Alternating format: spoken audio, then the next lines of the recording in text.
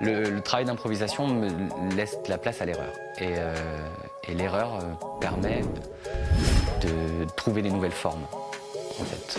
Donc je commence toujours par des formes que je connais, que j'ai l'habitude de faire, les immeubles, les secondes volantes, des choses comme ça. Et au fur et à mesure, je vais les dessiner d'une autre façon, parce que je les ai dessinés souvent. Donc je vais apprivoiser mon trait, je vais apprivoiser ma main.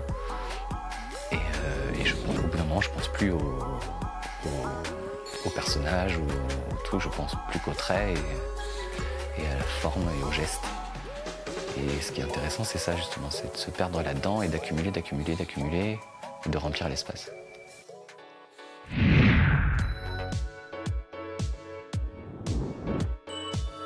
On fait les choses pour les faire partager aux autres. Donc, si on ne touche pas les autres, c'est que ce que nous faisons n'a pas vraiment été partagé.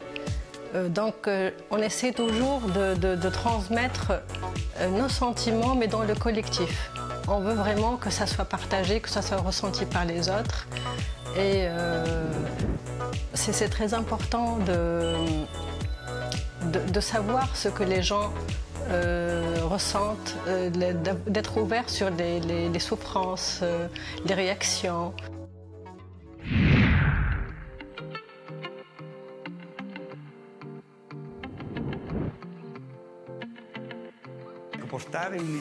Pour moi, le plus intéressant est de porter la reconnaissance d'une identité et d'un territoire dans le monde entier, tout en se confrontant à ce monde.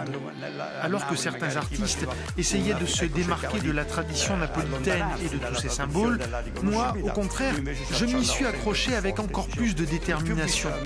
Je me disais que plus je serais attaché à cette ville de façon viscérale, plus je pourrais lui être utile en étant universel.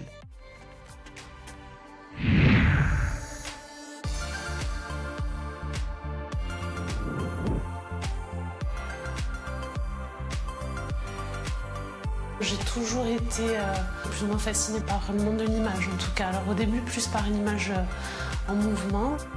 Pour moi, l'image, même si je la travaille de façon, de dimension et qu'elle reste fixe, elle est quand même, il y a quand même quelque chose de l'ordre du mouvement, de toute façon.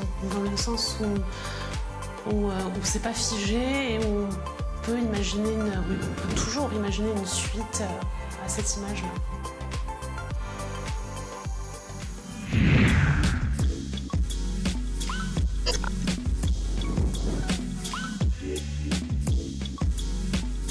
À partir du moment où on est passionné par quelque chose, on développe par soi-même. Et puis j'étais pas tout seul, j'avais une bande de copains qui ont fait ça, quoi. Donc du coup, on se motivait les uns les autres.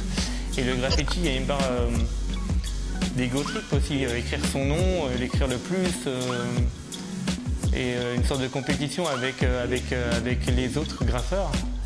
Ça nous permet de voyager aussi, parce que moi j'ai fait énormément de voyages grâce au graffiti.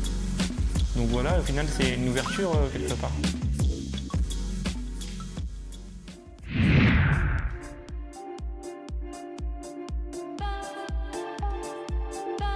Le travail de l'artiste, c'est pas uniquement de présenter de belles toiles pour décorer les intérieurs des gens, mais il faut vraiment que ça parle, que ça touche. Parfois, on me dit c'est sympa.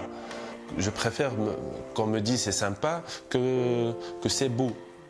Et les messages, on ne peut pas faire passer un message directement.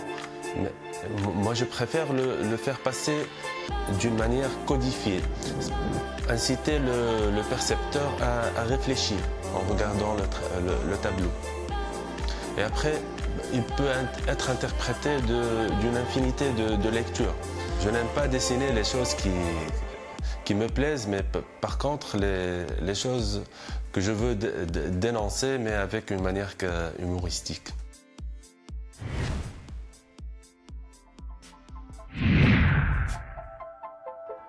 Ce que je fais est très lié à la société dans laquelle je vis et très lié aussi à ma vie personnelle.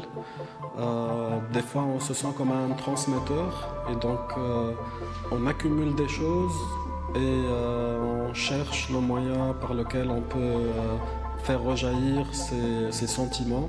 Pour moi, le côté graphique est très très important. C'est quelque chose dans lequel je me sens très très à l'aise. Et des fois, j'aime bien me concentrer sur le côté graphique en essayant d'oublier la couleur.